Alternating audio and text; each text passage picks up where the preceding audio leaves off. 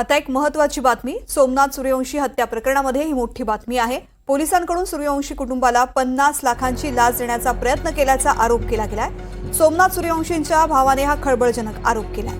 प्रकाश आंबेडकरांसोबत चर्चा करताना त्यांनी या संदर्भात ही माहिती दिली आहे. सोमनाथ सूर्यवंशी हत्या प्रकरणामध्ये पोलिसांकडून सूर्यवंशी कुटुंबाला 50 लाखांची लाच देण्याचा प्रयत्न केल्याचा आरोप केला गेलाय. सोमनाथ सूर्यवंशीच्या भावाने हा खळबळजनक आरोप केलाय.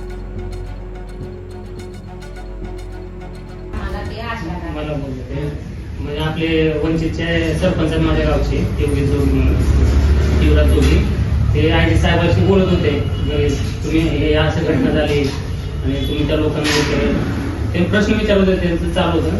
म्हणजे गव्हर्नमेंट माझ्याजवळ आले आणि कोणाचं नको ऐकू, वाटलं तर तुला आम्ही दोन्ही भावांना ग्राउंडसाठी प्रशिक्षण देऊ आणि 50 लाख रुपये